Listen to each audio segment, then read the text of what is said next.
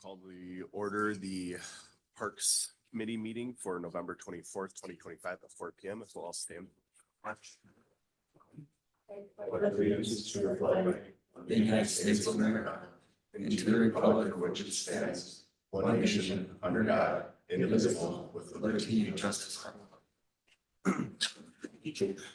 Roll call, please. Clark. Easker. Here. Kern. Here. Serraro. Here. Angel. Yes. Item number 4, approval of the minutes from the previous meeting, October 27th, 2025. I move to approve. I have a motion from Scott, a second from Katrina. Any discussion? All those in favor say aye. Aye. Any opposed? Motion carries. Any public comments today? Or any written comments? All right. Item number 7, update on Kennedy Park renovation and capital campaign. So there is a update in the packet, and for some of you, you may have seen it with the board packet. We did add a little bit more to it, but updated pictures of both fields, drone pictures, nighttime ones. We did light tests 2 different nights. Scott came out there and flew it with his drone at night so we could get some good nighttime pictures of it as we were doing the light tests. The scoreboards up and functioning. And then we also had an update on the financials of the project, which we did touch base on it. I think Michael stated at the meeting last Monday, we're about $1,000 underneath what was awarded as far as the project itself for the general contractor. We did get a brief update from Friends Group. They did receive another grant. So they're going to verify the amount exactly, but it's a substantial grant. And they should get back to us tonight or tomorrow with the actual number on that as far as the grant amount. Any questions on what's going on out there? We did, since I wrote the report, we did remove the wall pads last Friday. So on the lower diamond, so they have pads, so you have follow balls or pass balls, they don't just bounce off the concrete. So the pads were removed last Friday. Revi's still working out there, hydro seeding, finishing up seeding work. The fencing guys finished up on, trying to think, Thursday or Friday I talked to them. So the batting cage nets, all the fencing, latches, etc. Unfortunately, there's 2 different fencing companies working on the project, so the aquatic center fence still needs to be completed. But American Fencing is the general for the fencing, and then they award it to some of their subcontractors. So all the black fencing was one company, anything with the pool was another company. So they have to return and complete that. We'll be pulling down the batting cage nets as soon as we can because they don't do well with snow. So yeah, any questions regarding the Kennedy Park project?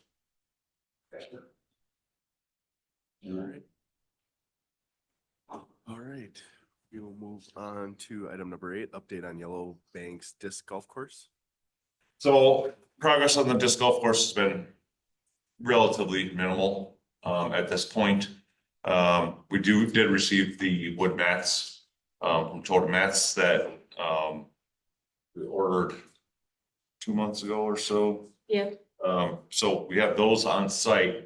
Just the placement of them needs to be scheduled so we can get those in place, and then we'll be able to work out there this winter with equipment as far as removing the buckthorn and the other thorny brush, and clearing some of the holes, which has been a huge task over the years, mostly done by hand with volunteer labor from West Area Disc Golf. So hopefully we can get those in place. We also have Dan Higginbotham here tonight. So he's actually here due to a couple of the logs that are currently located in the river. He did contact TC Energy, which is Trans Canada, which was in our pipeline, as far as being able to get a skidder in there to remove some of the logs, because basically going south of Yellow Banks, southwest of Yellow Banks, there's no route through there right now, because there's no water in a portion of the channel, and the offshoot has logs basically to the point where you can't get through. Water's low this year, of course, so, but talked to Dan today, and so it would be access through the disc golf course. That's why I'm bringing it up, to be able to get in there and remove those logs possibly this fall. I call it fall, but I know it's pretty much winter. It will be by the end of the week at least, so. Anything else, Jess? Not at this time.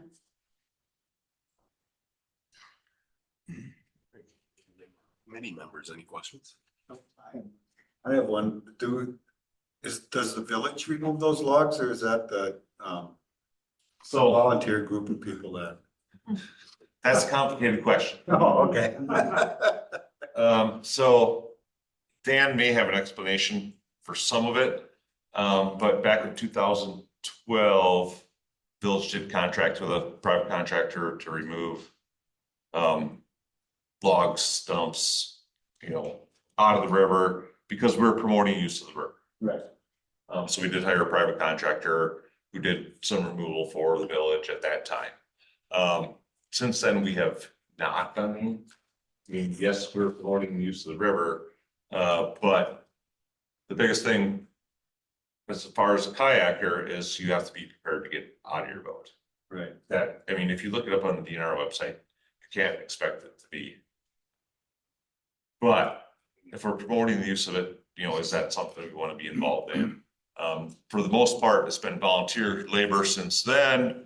We did remove one large tree that was causing a problem with the Ross Avenue Bridge, but that was probably 6 years ago. Michael, probably, you remember that one? But obviously if there's cause for safety, infrastructure damage, then we do remove things. But typically, as far as use of the waterway, we have not done anything besides that one year. Okay. Any other questions? All right, we will move on to old business, item number 9, discussion and or possible action on 2026 aquatic center prices.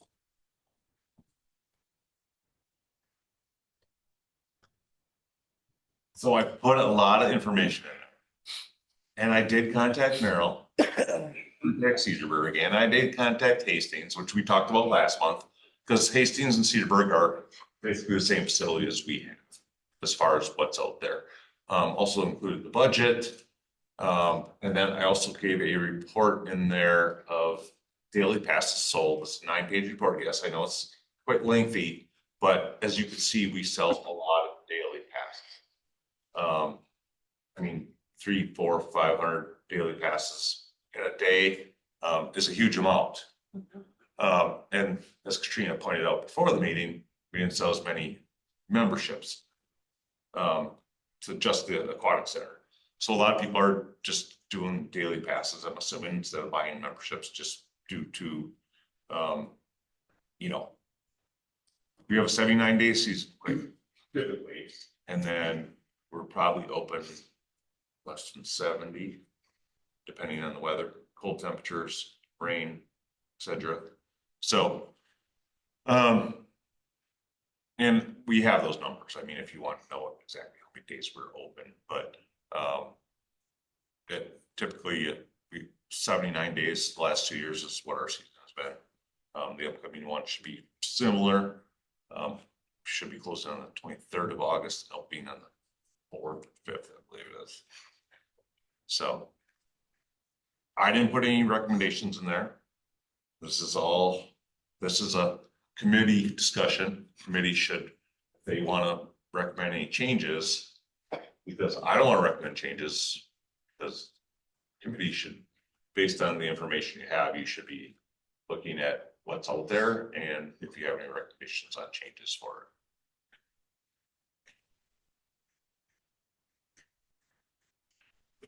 But if you have any questions on what's in the packet, definitely answer that. Right. Season passes are on sale. Perfect Christmas gift.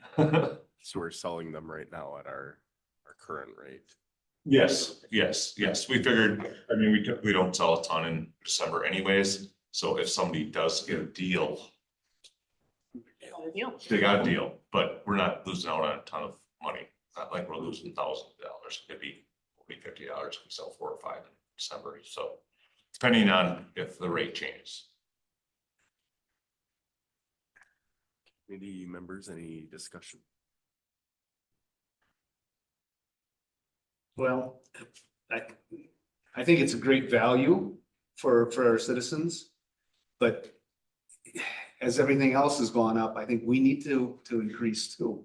Is it fair to put all that burden onto the taxpayer, or should the users also, be burdened with a little bit more increase?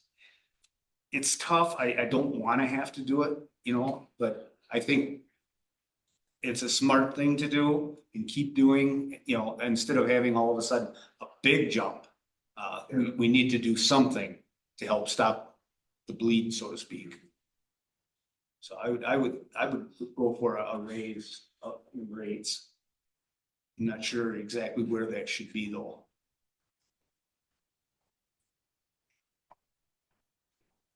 Are you thinking daily or Well, season It's- passes? here's a question for you. Is it easier to process the season pass people versus the daily pass people? Because the seasonal, if you do a season pass, you just scan it and they're in. Otherwise they have to pay and there's a, Right. A It, fee it, for- ta- it takes time to check them in. If you have a season pass, it's literally a QR code on your phone. And right. you just flash at the scanner when you go in and pops up your season pass and you go in. And it tracks how many times you come. I mean, and we talked about this last month, like I can give you reports on how many times people use their passes, who use the most, et cetera. But I didn't include any of that. I mean, because that's kind of a mute point on as far as if they're using them. But as Katrina pointed out, we did sell $5,000 less in season passes just for the aquatic center for Weston only. The joint passes are still tracking pretty well. They've been doing those 17. We've had joint passes with Rothschild, so. And I saw, it looks like Rothschild is having their aquatic center meeting right now to discuss next year for their facility. Oh, they are. Yeah. So that explains why the TV crew was at our aquatic center today. Oh. I mentioned it to her and I'm just like, and I mentioned it to her and I'm like, is it because we're talking rates tonight or something else? Well, so they have their.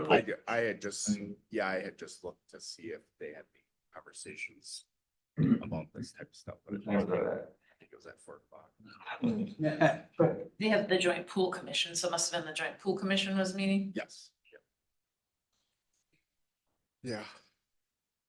Anyway, So, City of Merrill does not do season passes. I'm assuming you saw that. So they got rid of them just because people felt like they may not get their money's worth, just depending on the weather, closures, et cetera. So, but if you saw their budget, I would say we should continue with season passes.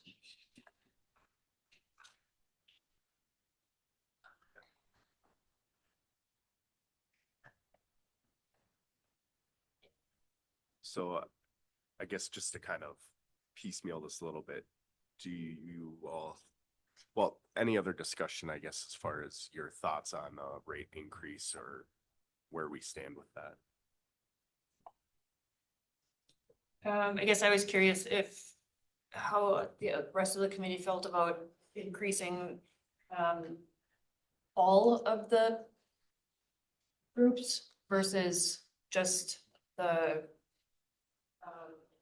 daily pass, you know, so do we want to just look at increasing the daily pass for the kids versus the seniors?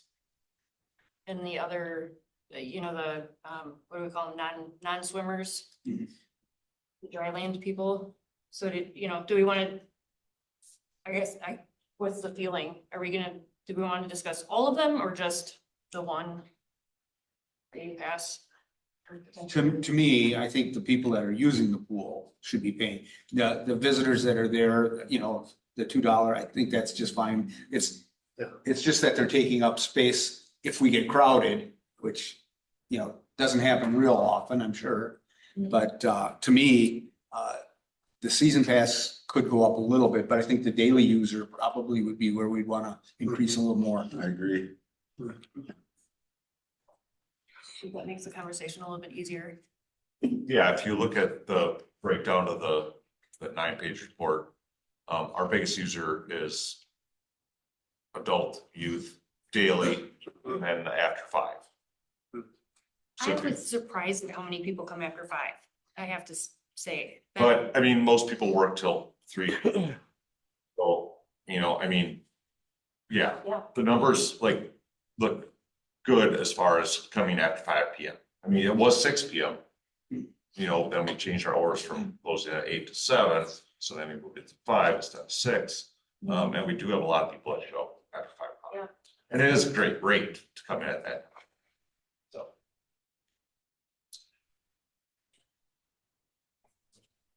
Yeah, I agree. I think as long as, because the non-swimmers do count against our occupancy, obviously.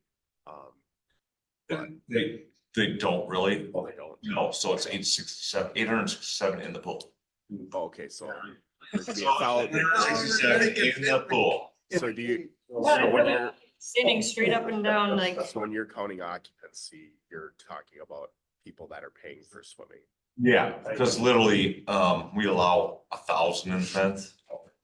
And that's still a stretch because most of the time it's a 1/3, 2/3, depending on the temperature, but 1/3 in the pool, 2/3 out of the pool. And then it switches to the opposite when it's super hot, then it'll be 2/3 in the water, 1/3 out. So that's how we equate the count, but we also do a count, obviously, too, as far as, you know, capacity. There was only one time this past season where we were actually at capacity, so. Just looking at all the rates for some of those other pools, I like that we have the non-swimmer option. Especially for parents who, they want to go read a book while their kid is swimming or catch up on some emails or whatever, they can multitask. Do that. I know, but you also don't want me to drop my kid off and leave, so. So anyway. Yeah. But yeah, I think increase to everything makes sense, except for, I would say, just keep the non-swimmer consistent.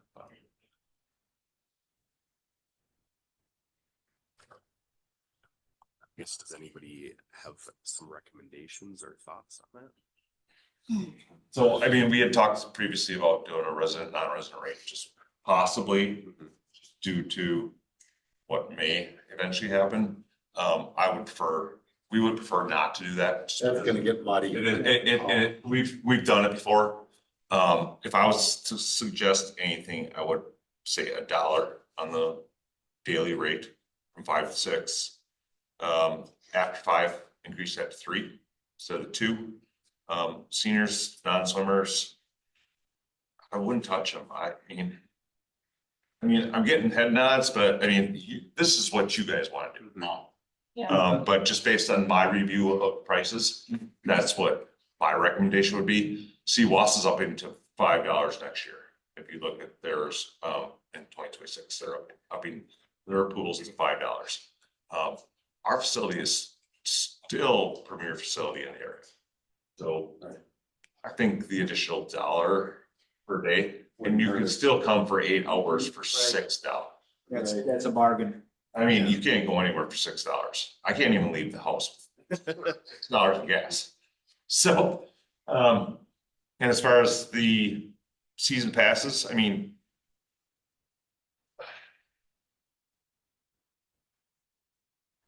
that's a question, because so we sold less of the Weston Fox Center only ones this year. But the or the joint passes are still selling well. But yeah, and you see punch cards are something we've done before. Rothschild does punch cards too. They actually, along with Merrill, they carry them from year to year. So it's not just 20 punches for 2025. If you only use 10, you can carry it out next year. And we've done them before. They weren't very popular for us. It was more popular for the season pass. And I don't know if it's just because they don't want to carry the card, or because, like I said, with our system now, you just flash your phone Mhm. and you're in and you go on. So Yeah, so I guess my feeling was increasing the daily pass to $7. Okay.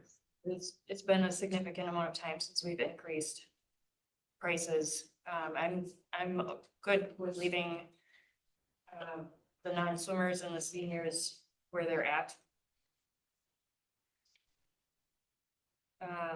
After 5, we would bump them up to 3. They're 2, right? Bump them up to 3. Do you want to raise the season pass? I would raise the season pass, yes, in this, so whatever, I figured it out last meeting, how many swims do you get if you buy a season pass at this dollar rate? at $5. Yeah. So if you have, If you pay if the you have regular if you have a price. family of 5, Yeah, and you pay the regular price, not and the. you pay the regular price, it's Okay, six. so I would increase the season pass rate, an equal amount, so that you get the same number of swims. For the $7, rather. Yeah. Yeah. I can go with that. Yeah, that's $2. Yeah, because I mean, at the end of the day, it's still a fantastic, You can't go to the bowling center for that. you can't go anywhere No. for this price, literally, you can't. And I know increasing prices is never popular, but we also want to keep the pool going. And so I think Get your tip. increasing, to $7 is not way out of whack with what the other prices are. A lot of places are $6.50, $7, $8 also, I think is, we're not pricing ourselves out of the market, so to speak, either.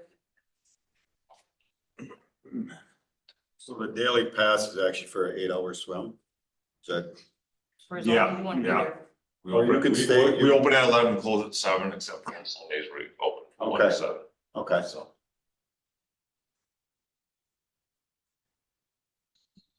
So yeah, that's still under $1 an hour. So, That makes sense. so for the season resident, what are we looking at for increase? Right now it's 59 for individual, 130 for family of 5 or less. Then you're also looking at pre-season prices versus in-season prices. Oh, yeah. Whatever, I guess I'd. I mean, I'd stick instead with of the doing same- like an odd number, I would suggest maybe doing like $10 increase on the season passes. Okay. Or it could be 20, I mean, but $10 for the early bird, $10 on the regular, which would increase it from, currently it's 110 if you buy it before the end of May, it'd be 120. 130 up to 140 for in-season. Then the non-resident is 130 and 150, so if we jump to 10 apiece, I mean, and that's, like you said, it all depends on where you want to be. I don't see the in-season prices on. Yeah, I know. So if you look at the early bird special, it's in a smaller font at the top. It'll say before May 24th, 2025, family of 5 or less is 110, and then family of 5 or less Oh, so, be 130. So it's a $20 increase basically. so 130 is in season. Yeah. Okay. But individual doesn't change, it's 59 or 59, Yeah, individuals 59. and seniors 20. Yeah, and we've never done a discount for senior or the individual. It's only been the family months. Okay.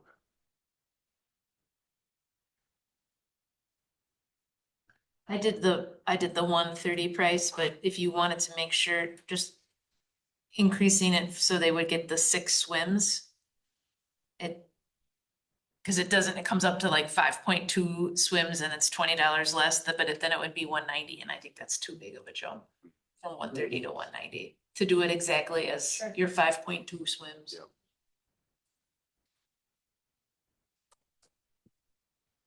So 130, how about 150?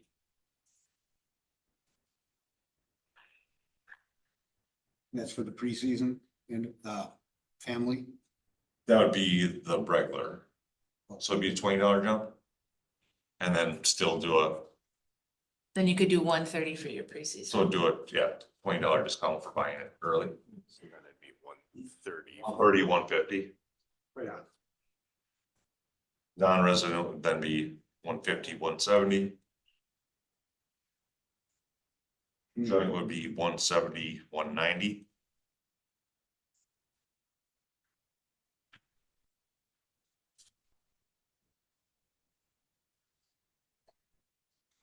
Then if you have a non-resident, which is not a Weston, Schofield, Rothschild, it would be 190, 210. And we would basically, we split the price in half for the mid-season. So we do it literally mid-season, Right. like Yeah. 30. Yeah. And it's a joint or Weston only family pass. We don't do it for any of the other ones. No individual, no senior.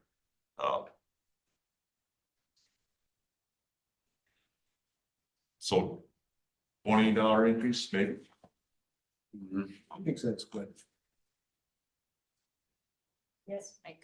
I should say, for what it's worth, I just added up all the after 5 PM and youth adult numbers. So if ever, so that was 30,198 was the number of people there. So I guess if it was $1 a person, that'd be an extra a little over $30,000 in revenue. Just so you have a number to go by. Yeah. That's just going up to 6 instead of 7. That was including both the after 5 PM and then youth adult Oh, numbers. so if we increase the after 5 to the $3. Yeah, so if you added $1 to each of those, that'd be 30,000, a little over 30,000. And we've been trying to adjust things. I mean, that's why we changed our hours. I mean, we used to be open till 8. Then we started opening at 1 on Sundays. So we're tracking the trends, like nobody shows up to the pool on Sundays right away. So we started opening at 1. And then attendance drops off so much after 7 o'clock that we cut a lot of hours out just by eliminating, those 9 hours a week that we cut. Do we want to do anything with the pool rentals? Yep. Or birthday parties? I had a question about the birthday parties. Do we set the rate on those, or No, how do we do we that? typically talk with our session operator. Right, And we did change those just recently, 2 years ago, just because food prices. Mhm. 2 years ago, 3 years ago. So I mean, that's something we could talk with them about. Cause I'm almost thinking, right now we split it. They get 5, we get 3 birthday party rate, at the $8. And that's definitely something we could talk about again. And it is part of something we put in our schedule of fees. So we could look at increasing that again if we need to. Yeah, I guess I'd be curious to have their opinion on, So literally our price has not changed. So we were at 7 before that, and we got 3 and they got 4. So they got 5 and we got Yeah. 3. So we have not adjusted our portion of it. And as far as, if you see their numbers from this year, they're actually down. Mhm. With the exception of the last day, which we had a guaranteed 250 we got paid for, and we only had 11 swimmers. I think it was. But they paid for all the food and for all the people to come in, just because they guaranteed it, you know, even when the weather was horrible. Yeah, So, but our numbers are still down, yeah, so. yeah, so I guess I don't wanna do anything. That's something we could just With talk with the them party. about as Yeah. far as food costs. Yeah, I'm curious to see what they're, How many do you typically get in a season? Last year we were over 400 birthday party packages, 400 parties? 400 people total. Okay. This year we were in the 300s, but we had a 250 on the last day. Yeah, That that's was, not- that it kind of Skewed it. skewed the number really bad because they did take all the food with them. That was part of it where they purchased it all. We wouldn't have had that much on hand on the last day. Mm. So the deal that we made was that you would purchase it and then if you want to take it with, you could. So they took all the buns and hot dogs, and chips and all that with them. So,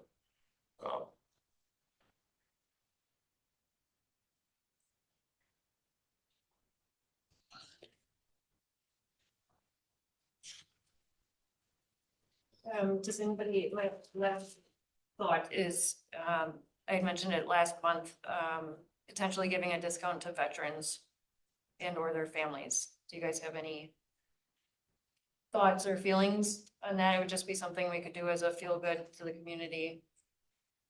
I did notice that in several of the pools as an option. It seemed to match, I think it was typically the senior rate that they would match. I'm indifferent on it. I think it's a cool idea. The only, I guess, question I would have is, it's more of a logistic thing, like making sure staff know how do you check somebody for their veteran status or whatever, but that's something that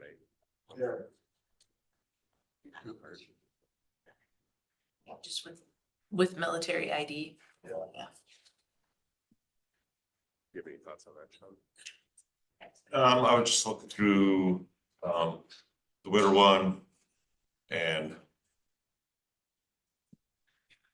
it varies, like some do, some don't do anything. So, I mean, I guess whatever you guys prefer, as girls prefer, because there are certain things that do discounts, and some don't. I also don't think if anyone said on a senior rate that we're checking the ID either. See that they're actually. So I think if we did offer bunch of it and 60-year-olds. that people that we would just, I mean, we're not gonna be like, you don't look 62.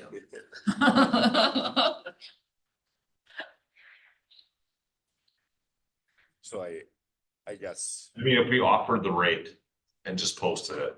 Yeah. They would have to ask for it. So it's not gonna be somebody typically that would abuse it, Mhm. because they're gonna have to ask for Not. it, you know? Well, People find Yeah. ways. Yeah. yeah, I mean, here they do say proof of military service.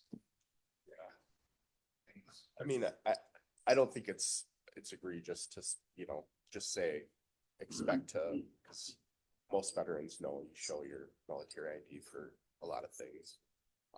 But I think it's a good idea.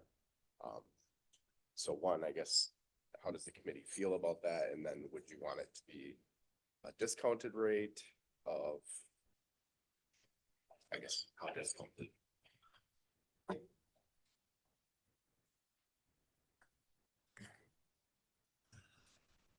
Veterans should be a discounted rate. Yeah. Veterans and their family. Could it be the same rate it is now? So drop instead of, Or do $5 for veteran rate. Yeah. I like that.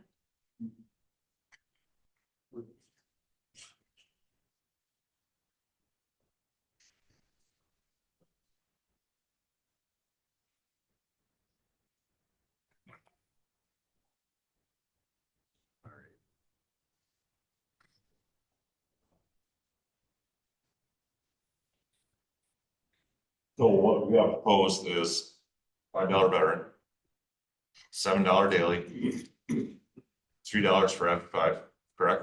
The two, and then $20 on all the family season passes. Yep. $20 increase. Yes. And non-swimmers, seniors stay the same. Yes.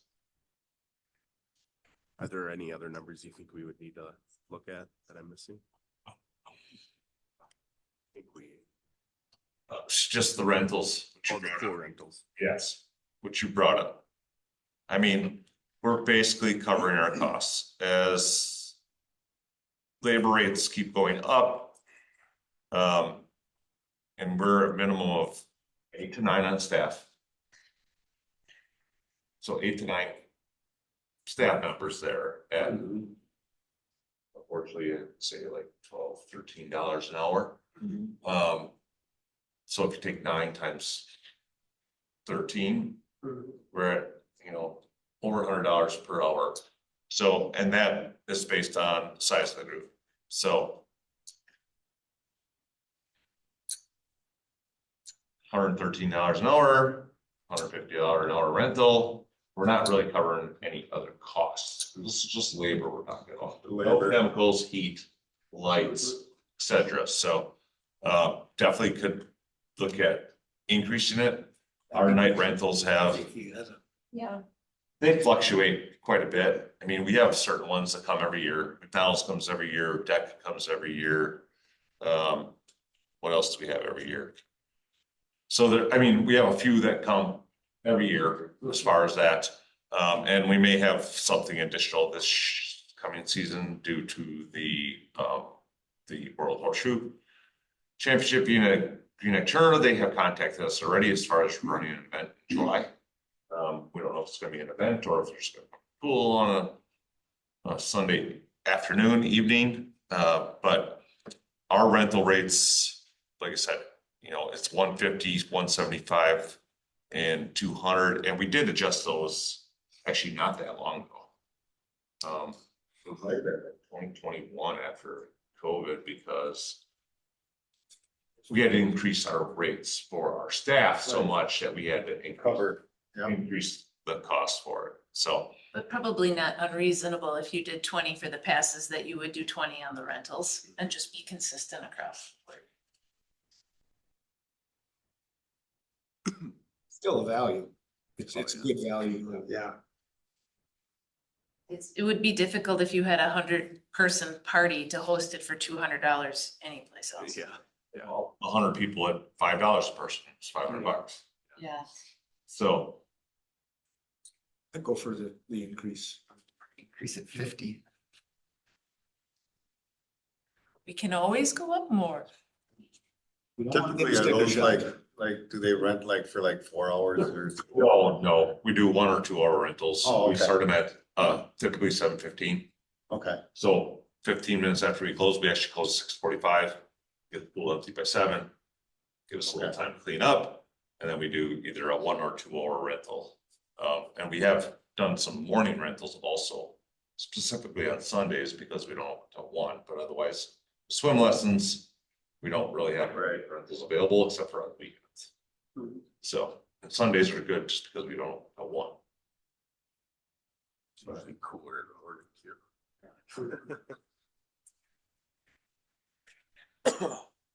Any thoughts, recommendations on increasing the pool rental?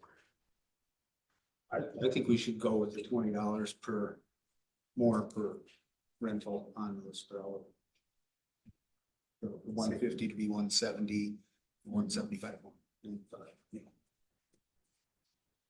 I agree. Yeah, because it's only 2 hours and it's at night in the morning. I don't know if we overprice and we won't get anyone coming. Right. And we don't pull the pool to the public. Right. We have private rentals. Private rentals are only before or after hours. Yeah. Because if we did it during open hours, we're losing money. Then we lose money, Yeah. So.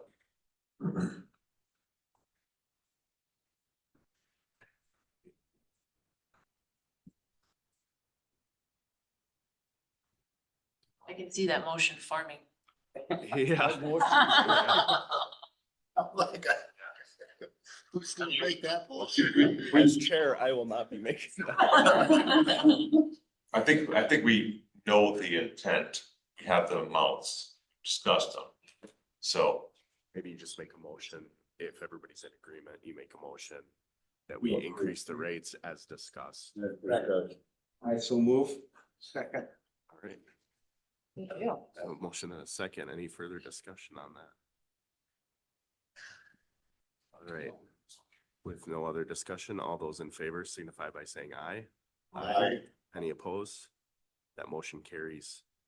Item number 10, discussion and or possible action on Mock Mueller improvements.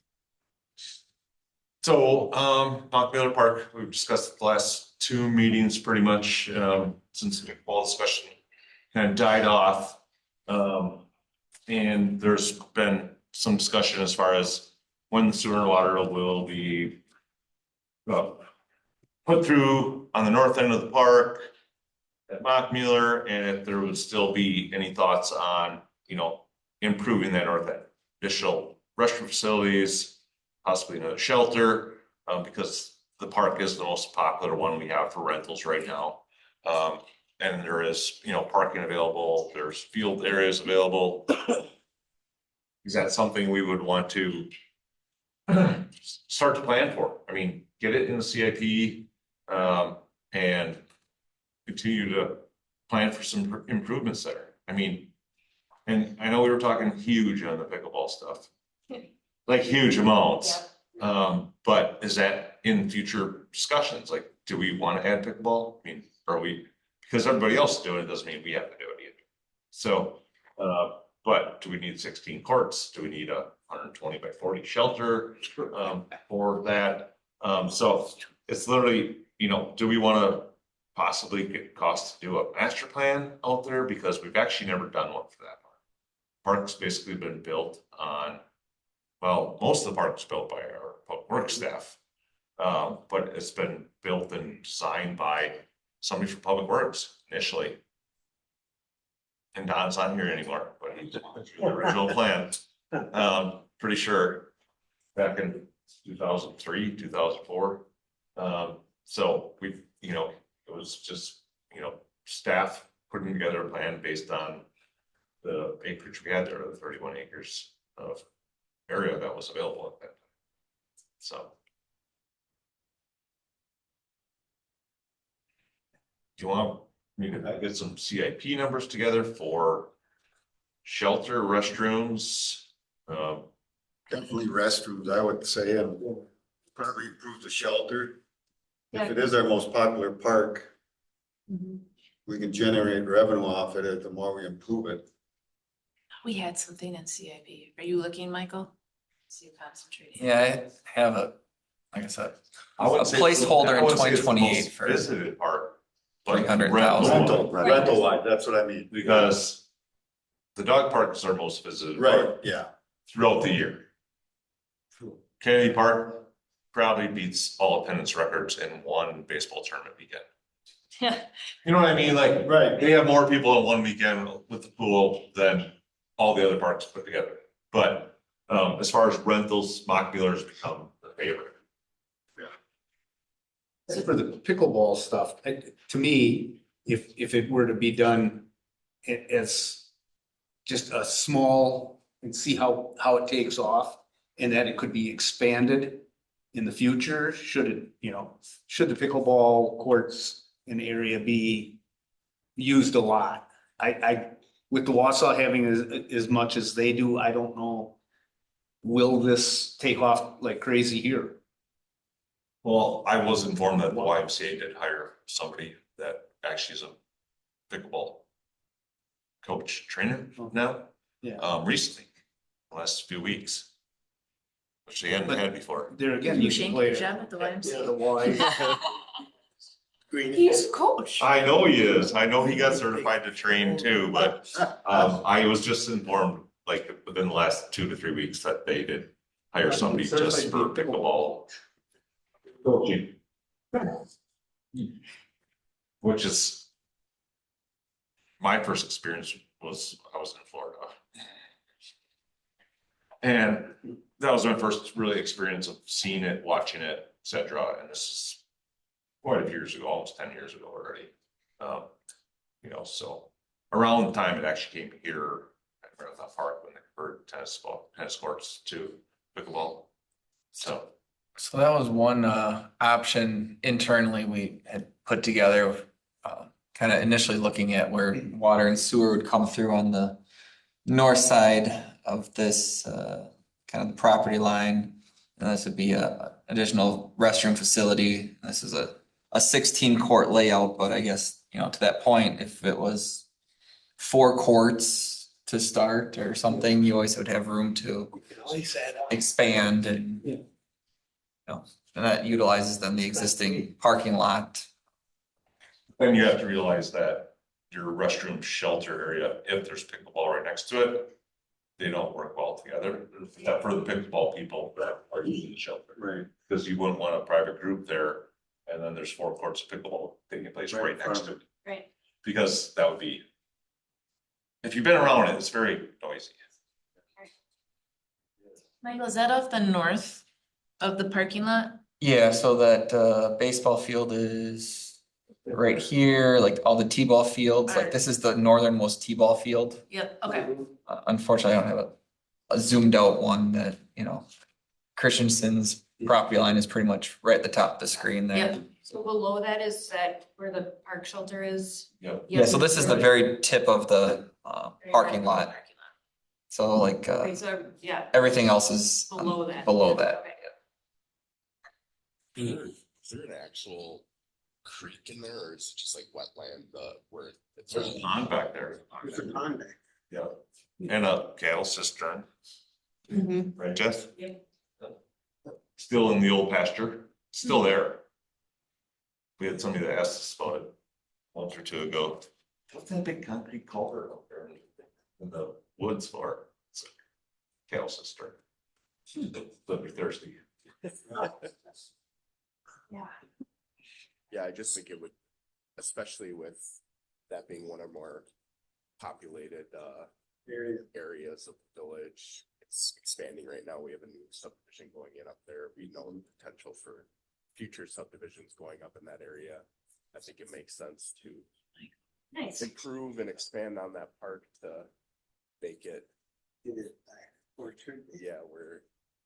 and I was out there today and just looking around it, it just seems like there's a lot of land there that we don't currently utilize for the park that, you know, could we expand the hiking trail around? Could we expand?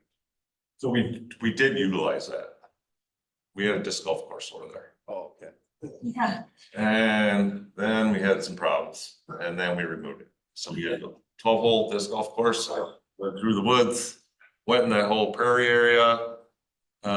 We put up additional fencing on the north end to protect it from the quarry. And then the neighborhood basically, we got it out of there. Roger was here. Trina may have been here when we moved it. So yeah, unfortunately, we ended up pulling it out because there was too much swearing, peeing in the woods, behind people's houses, that sort of thing, just inappropriate behavior, stuff taking place. So we did try to utilize it. It just, Can't predict what people would think. I was gonna say, like, do you think people would be upset if we like took that trail and kind of looped it around through there? But I guess we don't know how people are gonna feel about people walking around their backyards. well, just we had, what, 150, 200 feet of boardwalk in there that we built and ended up removing Yes. because it is wet. Yeah. So we did build boardwalk, ended up removing all that too. So I mean, maybe to that point, eventually we will have a utility corridor through here. So I mean, we'll at least need to be able to get to, I'd say, a minimum of 1 manhole that's gonna be back in this area. So I think at a minimum, we'd probably be able to at least do a little loop through there. We expand it. Yeah. Do we have a current easement coming off Quinton. We do, yeah. I can't remember if it's between these two houses or if it's these two houses, but there's actually a sanitary sewer manhole stubbed in one of these two backyards. And that's how we'd be able to connect into and then run it east towards Ross there.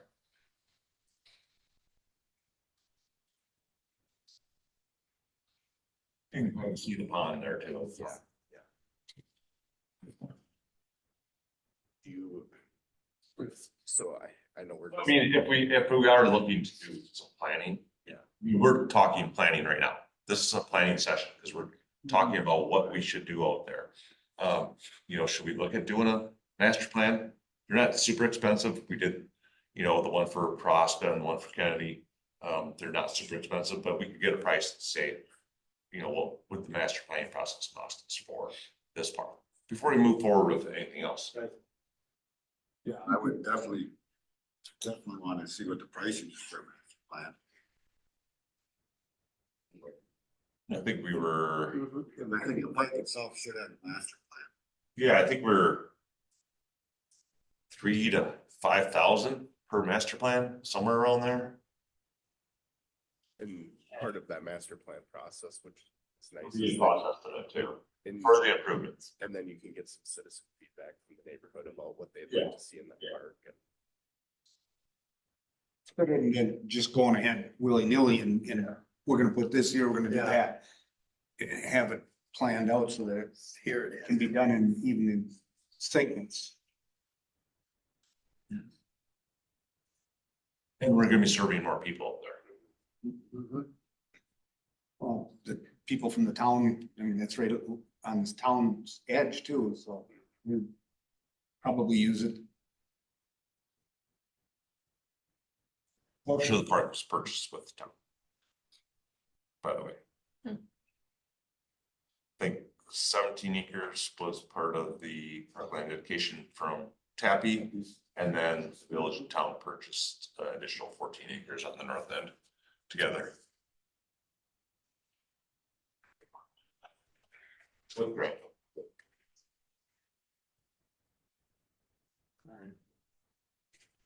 any other thoughts or discussion on Mockmuller Park?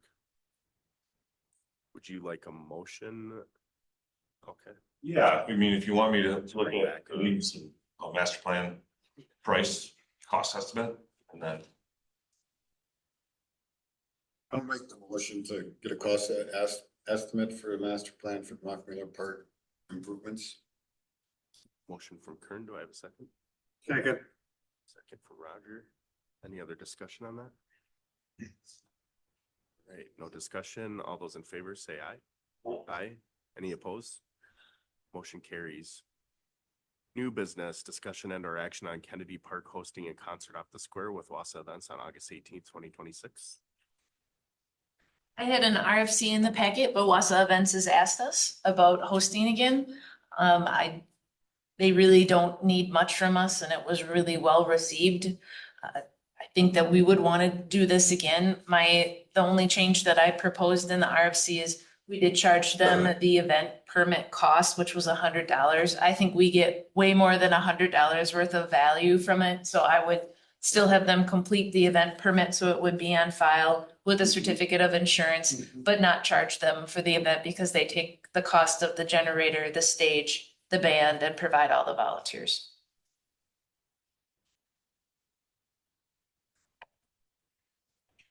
Any questions, comments, concerns? Because I don't understand the reason to waive the fee. I understand that there's a benefit to having them do the event. They did it like fee, and we do commit hours at our expense to making the event go also. And I think that $100 would just be a small way to offset the labor hours that we're putting in. Because if we had 28 hours last year and we guesstimate, the same amount of hours on our side, I think that $700 that we're donating to the project is enough.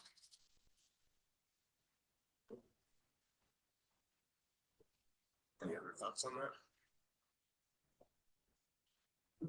It's only $100. I know it's only $100, but it's only $100 here and $100 there and. I think what the citizens of the village of Weston get out of it is well worth that $100 of tax dollars to bring entertainment of that type to the Kennedy Park. So I am with the. Right, but they're not saying that they wouldn't do it if we didn't take the But $100.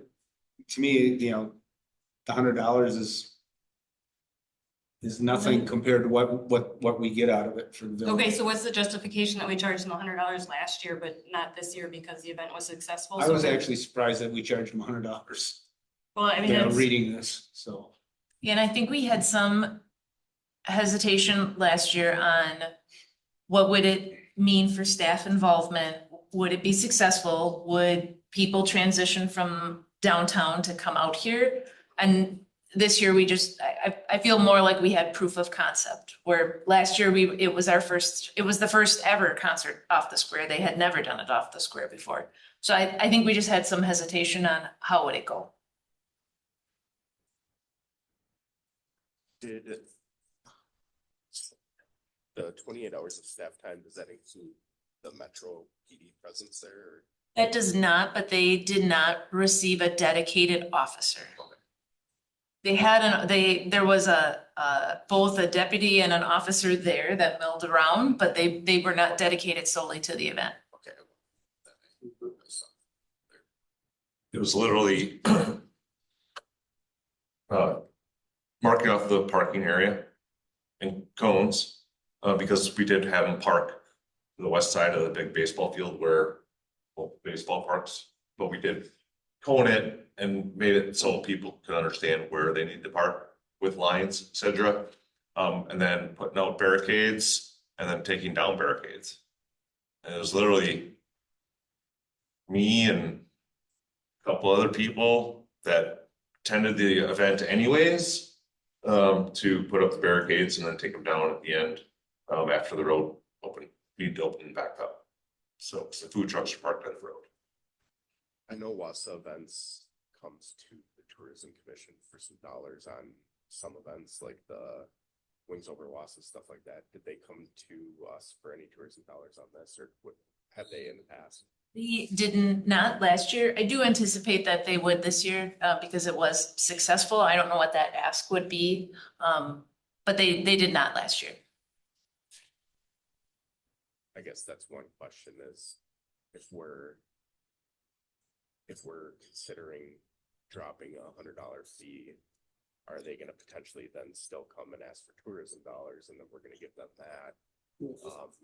Maybe it's cleaner to keep the fee consistent like we would for any other event, but then we give them tourism dollars like we would for many of the other events they do. I'm really indifferent on it, but I'm just thinking, do we waive the fee for many other events? Or do we have many other events, I guess, to this level? We have it on some. We haven't on others, with people have asked and we've brought it forward to board. Yeah, or we have on some. I think most of the ones that we see are for like the runs. Yeah. For charity here. Yeah, because we do it, because we don't have these types of events. I mean, we had the acoustic series last year and we had the concert off the square. So in the parks, that's pretty much what happened last year. But as far as the Wassa Marathon, Gigi's, there's other events that take place in the village that require a special event. I don't know if we charge GG's a special event permit, but we do tourism dollars to that annually. Yeah, it all depends if it takes place on village right away or park. So. Yeah, as far as the event itself, I was really happy that we had that last year. I think it was a great opportunity for the village to highlight the park that we're trying to renovate, but also just highlight the village itself and get some people down here. So I think really at this point, you're just saying, yeah, you're okay with it taking place there. I mean, because we have some time, obviously, so if they do put in a request. I mean, Jamie can clear that up if I stated that wrong, but, you know, we do have some time, but if we're okay with moving forward with having the event again. And then, because they wouldn't put in a request for the permit probably yet, No, assuming, not until after the first of the year. so. And not until it went through board too, that we were okay with it being in the park. At that point, maybe even the board could decide whether or not to charge that fee. Or might be up to them rather than like. I'm debating if I should provide my 2 cents or not. I mean, I guess the only side of caution I'd have is if we keep waiving all these fees, eventually, what's the rules for why this event did or didn't?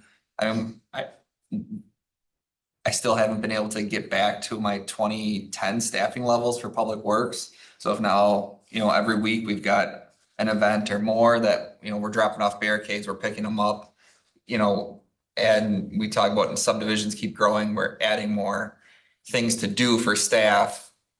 I think sometimes, $100 pays for, maybe, I don't know, 3 hours of time. Well, maybe we should be charging the 28 hours then to the. We could be, Rather than the fee. I mean, $100 doesn't. there's a balance, right? Like we want people to utilize our parks. We want to provide that service to the community. So I'm not saying it needs to be a 1-to-1, but at least something so that, because there is an opportunity lost of we maybe should be doing this task, but we're doing this one. And Flip side is we're also not gonna host this event. If they don't host it, we're not gonna host it. We're not gonna make the investment that they're Yeah. doing.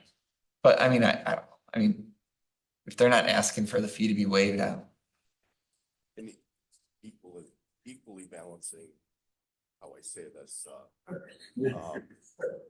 we've seen how Wasa's tried to recoup some of the costs that they have associated with special events.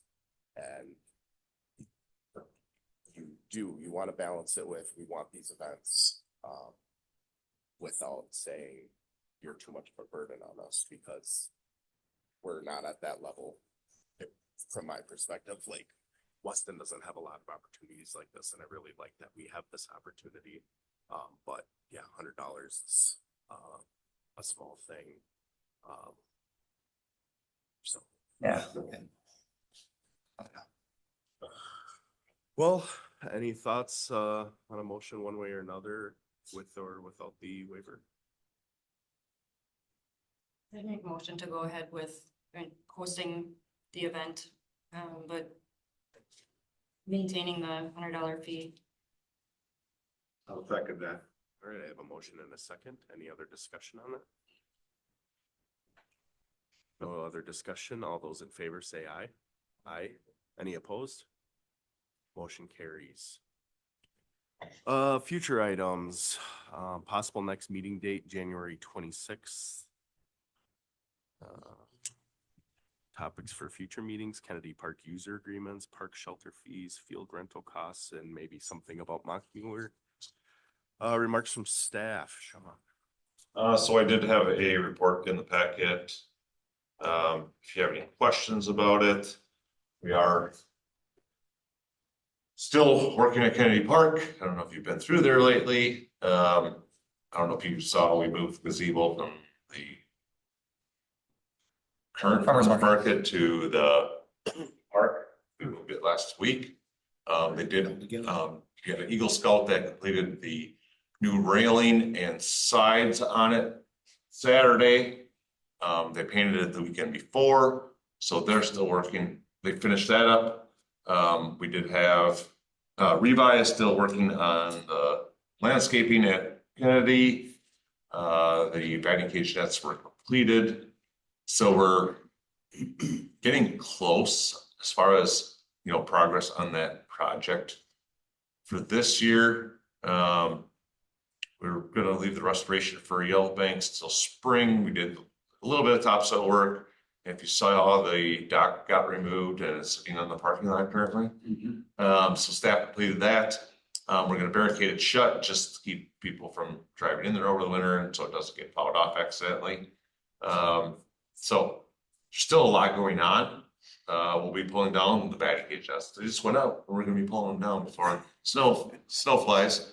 And then we're hoping to see some dugout steel installed and roofs as soon as possible. But otherwise, they don't have a ton left. They're trying to crank out the seating by end of the day tomorrow before the weather really turns. So they're hydro seeding out there if you go by currently. But that's pretty much the only work that was taking place today out there. So we removed the pads on the lower field wall on Friday and put those in storage. So still work taking place out there. Just When you were testing the lights at Kennedy Park, Did you get a sense, I know we had talked about the glow impacting the neighborhood or anything. Did you get a sense of those lights and how much? there's not bleed off to that extent where it would If you look at the interfere with- aerial, there's hardly any leaving the site. Yeah. Yeah. So it's amazing how Yeah. nicely they cut off that light. Yeah, so we did luminous tests twice. We did it that night that Scott was there, we took the drone photos, and then we did it again the following Tuesday, I believe it was. So we had somebody from Musco Lighting, which is the lighting company that provided the lights. They were on site and they gridded it out just like the light design was prepared, and then did a luminous test at all the marked off sites that were designated on plan, so. The only dark spot we had, which was darker than what they anticipated, is right behind home plate. Back here. Oh, way back in the corner. Oh, back in that corner.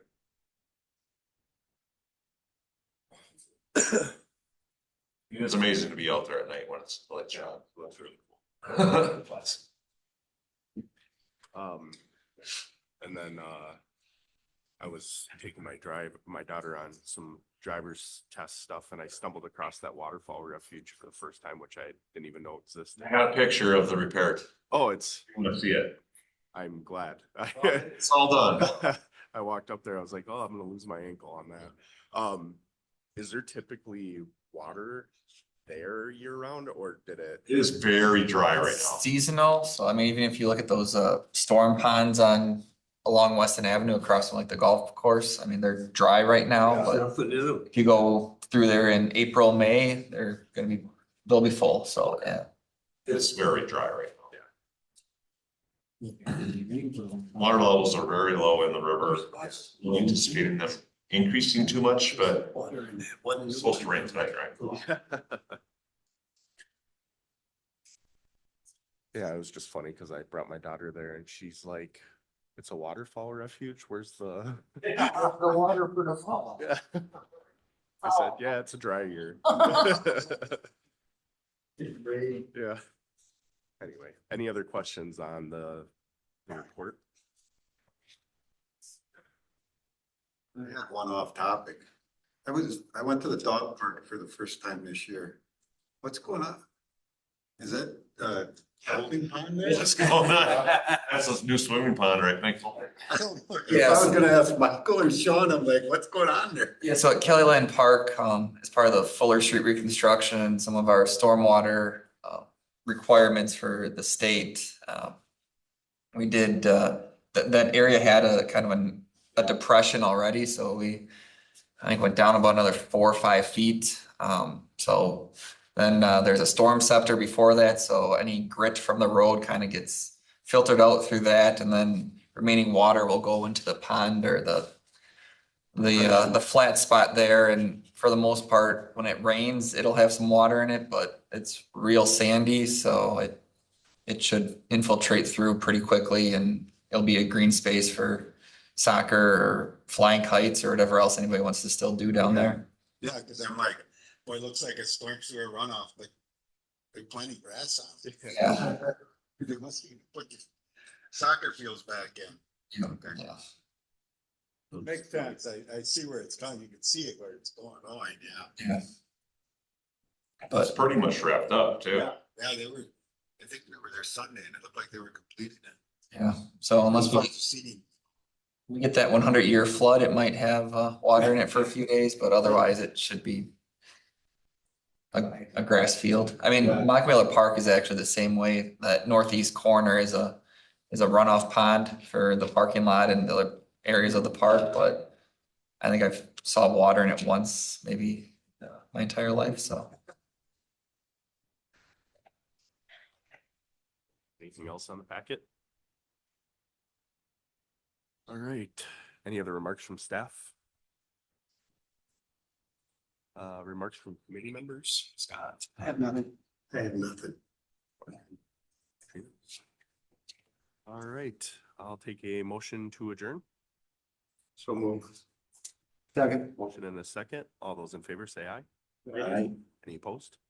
Motion carries. We are adjourned at 5:11 PM. Thank you all. Thank you. Thank you.